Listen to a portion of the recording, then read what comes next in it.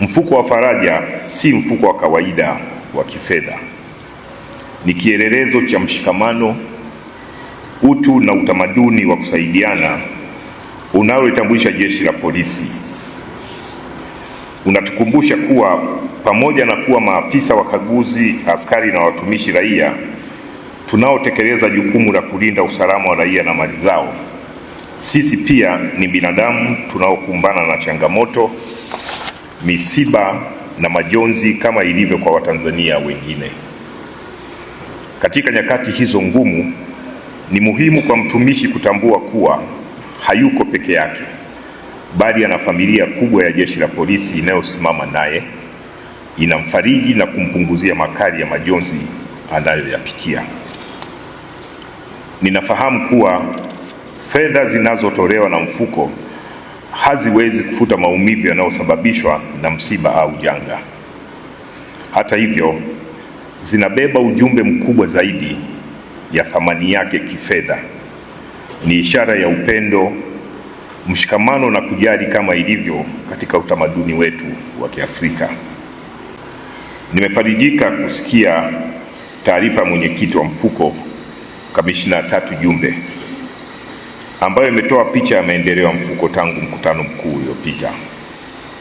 Taarifa hiyo imeonyesha mafanikio mbalimbali yaliyopatikana, ikiwepo kuimarishwa kwa huduma kupitia matumizi ya mfuko wa kielektroniki, kuunganishwa kwa mfumo huo katika mikoa, vikosi, wilaya, lakini vile vile kuongezeka kwa viwango vya malipo kwa wanufaika, pamoja na kuimarika kwa vitendea kazi vinavyowezesha utekelezaji wa mfuko na shughuli mbalimbali za mfuko huo.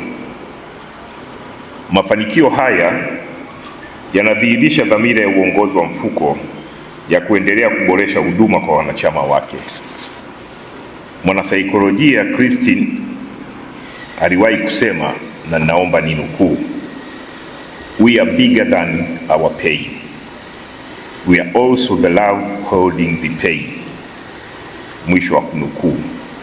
Naomba nirudie maneno haya kwa lugha hii. We are bigger than our pain. We are also the love holding the pain. Mwisho wa kunukuu.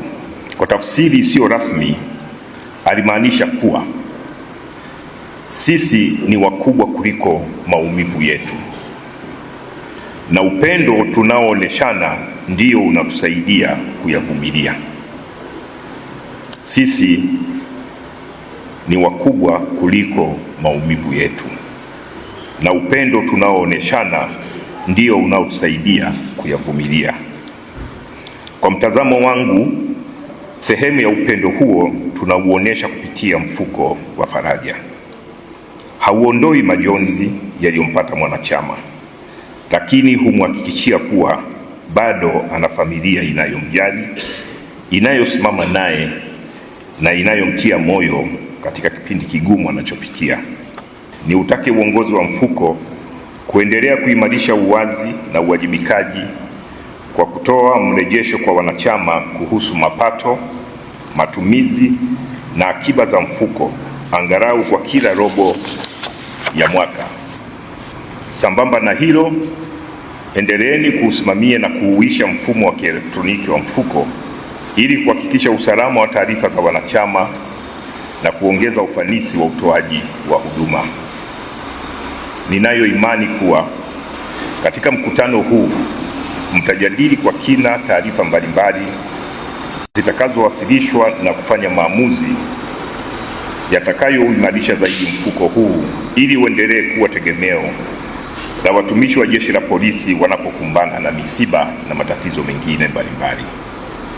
Vile vile, kwa mujibu wa kanuni namba 12 kifungu kidogo cha 5 A mpaka C ya mwongozo wa utendaji wa mfuko wa Faraja wa Jeshi la Polisi, inaelekeza kuwa lengo kuu la mkutano huu ni kupokea taarifa ya utendaji wa mfuko kwa mwaka wa fedha, na kwa mwaka huu tunazungumzia mwaka wa fedha 2025 2026.